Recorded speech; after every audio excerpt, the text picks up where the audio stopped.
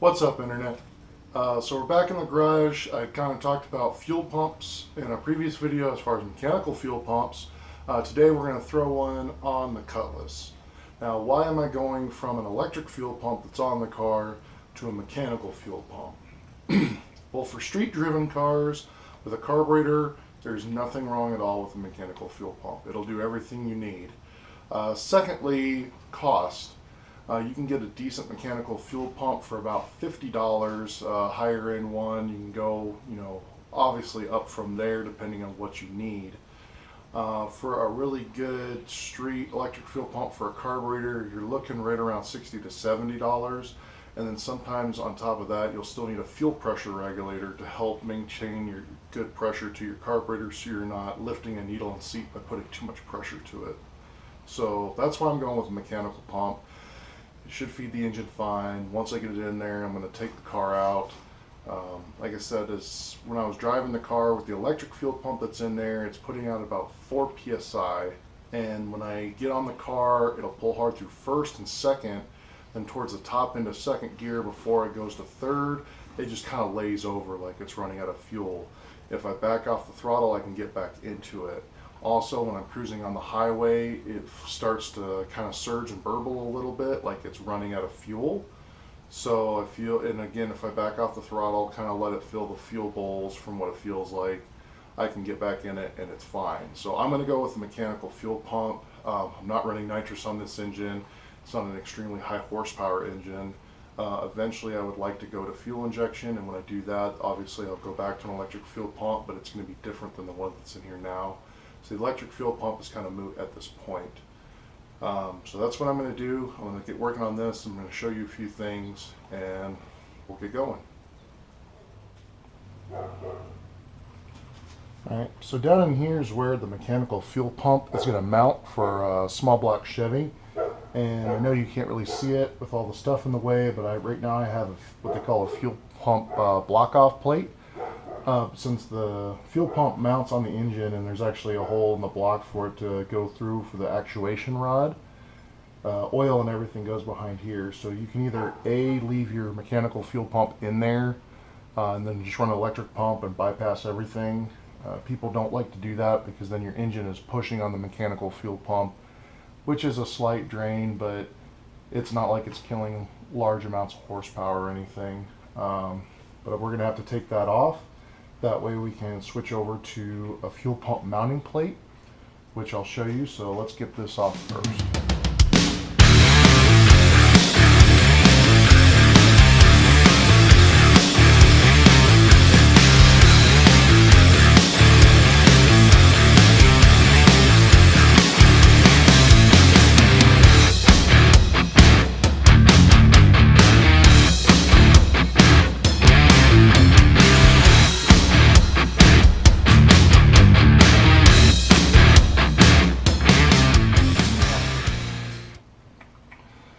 Fuel pump block-off plate is off,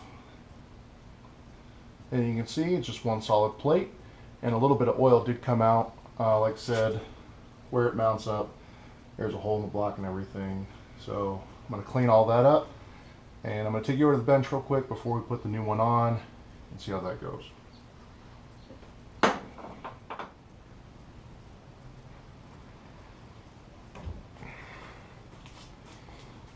Okay, so as you can see, here's our fuel pump block-off plate. It's just a solid piece of metal. You can buy these, you can buy chrome ones, this, that, and the other. That'll block everything off. Like I said, that the biggest thing is that's to seal the hole that's on the block where the fuel pump goes. As you can see, I just used some RTV to seal it. Worked fine, didn't have any leaks. And here is our new fuel pump block-off plate. This is a Spectra one. You don't have to do a chrome or Spectra one. In fact, you could probably rob one off of an engine in the junkyard. I somehow misplaced the one that I had, so I've got this one. Comes with a gasket, and it is chrome. What I like to do with chrome parts that are a sealing surface, I'll take a little bit of steel wool and rough this up so it's not quite so smooth. But as you can see, here's the opening for the fuel pump push rod and actuation rod and everything to come through on this. So that's the big reason why you want to go with something like that. And again, you could buy this from Spectra, Summit, Jegs, any of those. This just happens to be a Spectra one, and like I said, the ones off of a stock engine are going to look like this with a slotted hole in it. In fact, you can actually take one of these and you can drill and slot the hole to match it up there. I just want to save that plate for later. If I convert this engine to fuel injection, which will probably be down the road, I'll have that to block off the plate so I don't have a mechanical fuel pump hanging off the engine for no reason. So let's go throw this on and start mounting the fuel pump.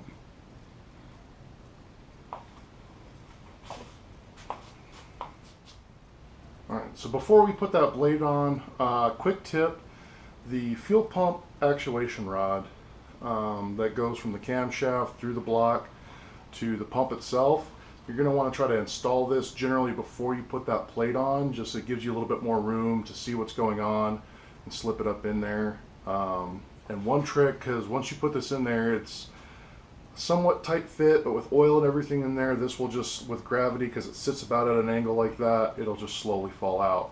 So one thing you can do is you can take regular wheel bearing grease, just the red stuff like this, coat this rod, and once you slide it up there, the grease is thick enough, it'll just kind of hold it there so it won't fall down on you.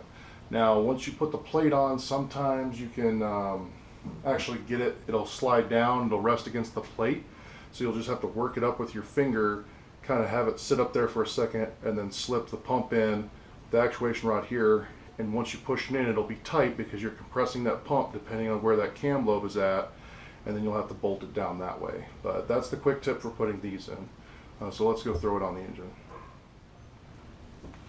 Alright, so here you see the opening that we have right here in the block for the fuel pump and everything to mount on. And here's our fuel pump push rod, and it's just going to go up in here, and I'm actually lucky that's actually staying right in place, so I don't have to grease it. You don't always get that lucky, so we can go ahead and put our plate on.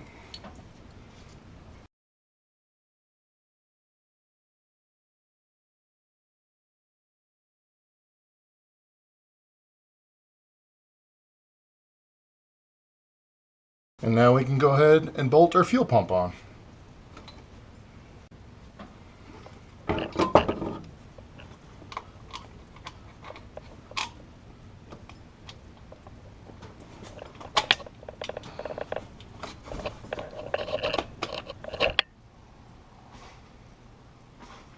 Alright, as you can see, the car's not in here. I actually took it out for a test drive.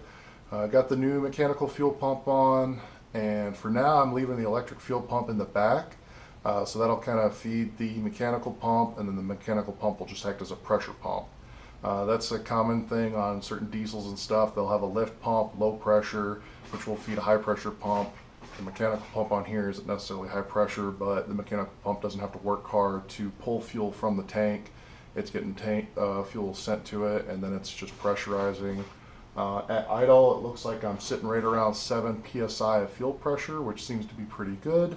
If it was an Edelbrock carburetor, I'd be a little bit worried. In my experience, Edelbrocks don't like to run quite as high as fuel pressure as the Holleys do, and it's weird with a carburetor, you're only talking a couple psi of pressure, you can consider it high pressure, low pressure. But the test drive went really, really good. I got on it, it seemed to pull hard all the way up to 5,500 RPM. I had to drop it down manually to shift it that way, because if I just leave it in drive, it wants to shift at like 4 grand. But first, second, into third, 5,500 RPM each shift. So it seems to be doing really good. So that really kind of gets me going as far as I feel better about driving the car. I'm going to have to cruise a little bit more, see how she does. Next, I've got some new grills coming in for it, so I can change out the front grill assembly, because the ones I have, they're painted black, they're actually missing slats, they're broken. I got a used set from a guy on the Oldsmobile website, so hopefully I can bolt those in and kind of start doing a facelift, making the car look a little bit nicer. So until next time, have a good one.